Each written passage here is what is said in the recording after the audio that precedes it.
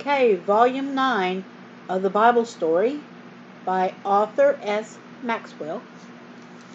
And I am at Part 3, Story 7, The Man Who Pulled the Nails. The King of Life is dead. He who but a few brief days before had called Lazarus from the tomb, now hung limp and lifeless upon the cross. He must have had brought He who had brought health, strength, and happiness to thousands was now unable, it seemed, to help anyone anymore. The soldiers gathered at the foot of the cross couldn't believe that Jesus had already died. Usually, crucifixions took much longer to kill a man, so one of them raised his spear and stabbed him in the side. From that jagged wound flowed blood and water, clear proof of death. John was standing there and saw this happen, and it reminded him of the words that the prophet Zechariah. They shall look upon me from whom they have pierced. Then he saw something else that made a cold shiver run down his neck. Some important looking Jews Some important looking Jews were talking with the soldiers and pointing up at the three crosses. You've got to get these men down before sunset. And let me turn the page. It's not too stuck together. Okay. They said they can't be hanging there during Sabbath and the Passover Sabbath at all. Have you orders from Pilate? Yes, we have. We have just been to him, and been to him. He says says he says they are to come down at once, break their legs. As you say, said the soldier, who didn't matter to them what happened. This was just one of the many ugly jobs they had to do. Going over to the thief, who was still moaning in agony, the soldier smashed his legs with a club. Now I see. Uh, in my mind, this TV show, with the girl with some ladies doing it. I see it. That explains well. Uh, uh, I watch all kinds of crazy stuff, but this is was supposed to make fun of the Christian faith. Okay, let me get back to here. Then he went to the other thing.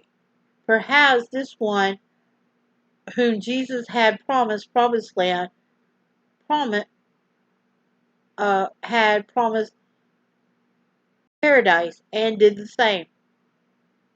Poor dying men, how they must have suffered. Looking up at Jesus, the soldier saw that he was already dead, and dropped his club. What was the use of breaking the legs of a corpse? This man would never run away. How little he knew the future. John breathed a sigh of relief and the very thought of his beloved master's body being knocked about by a common soldier had sickened him. Then he remembered another prophecy. A bone on him shall not be broken. Back to the days of Moses. God had said that no bone of the Passover lamb shall be broken. And now John saw something else that surprised him no end and brought new courage to his heart. A well-dressed man had joined the group at the foot of the cross.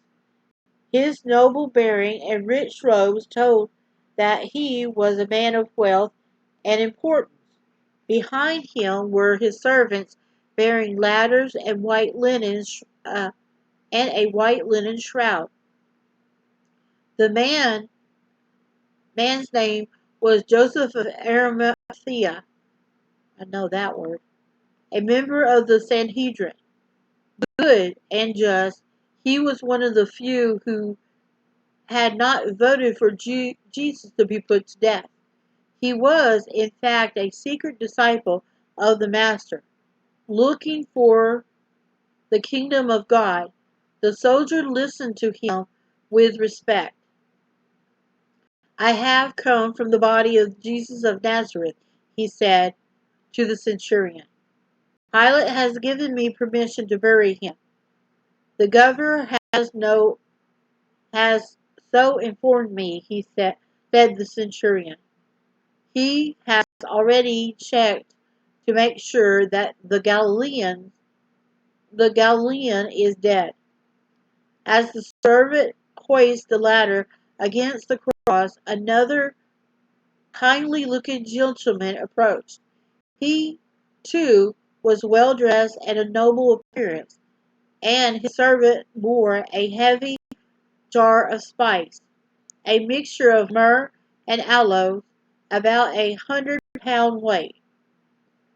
Yeah, 100-pound weight? Well, yeah, that'll make sense. Okay.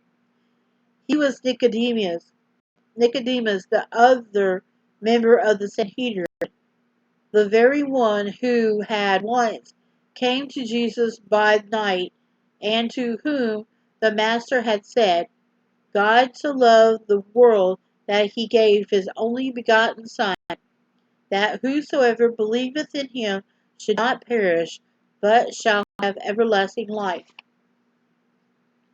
And then, of course, it's an illustration of uh, Joseph of Arimathea talking to the Sanhedrin, and then all the stuff they're getting ready to take Jesus down.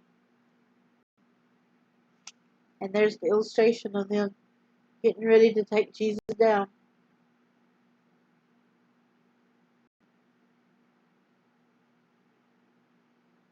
off the cross.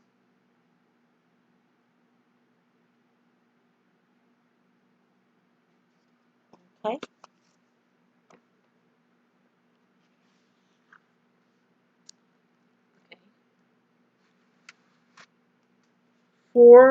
From then until now, he too had been a secret disciple, believing in the teaching of Jesus, but afraid to let anybody know about it. To John, who was still looking on, it must have seemed very wonderful that those two famous men should come forward in this dark hour to pay their last respects to the poor dead teacher of Galilee. Why had they had why had they done it? Could it be because they knew had no money enough his disciples had not money enough to buy a tomb for him or even to embalm him properly? It, if so, how kind and thoughtful of them. Now Joseph of Arimathea is climbing the ladder.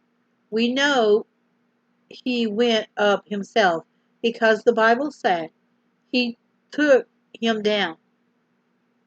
He will not leave his precious task to anyone else. He he comes to the pierced feet of Jesus. Leaning over, he grasped one of the nails with a powerful pincers the soldiers may well have lent him. He tugs it, and it comes out. He drops it and starts pulling the other. These two yield, and this too yields, and it drops to the ground. He moves the ladder over and climbs again, this time up to up to the one of the outstretched arms. Joseph needs help. He calls Nicodemus, who climbs the second ladder to steady the body and keep it from falling. Now he sees the nail with both hands. Wait. Now he sees the nail.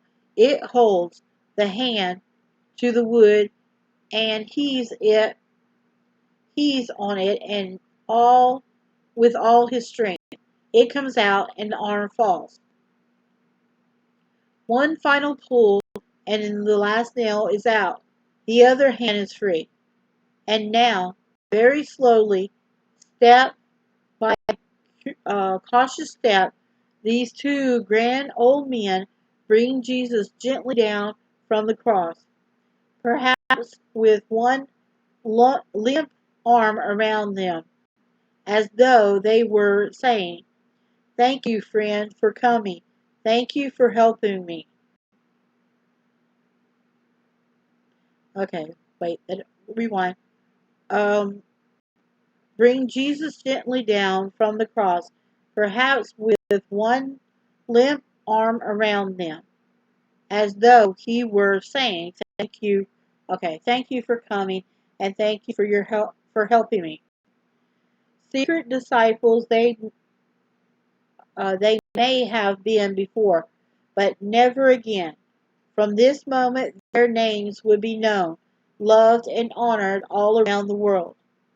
And what a sweet thought it is to it is that though someone who hates Jesus drove in those nails, someone who loves him pulled them out. And then it's a Herbert Reedon, 1957 painting, and it's got a text in the middle. And it's offset. It's not a clear painting, but this is it. And of course, they put the text in the middle, so it will make sense with that. The little text block.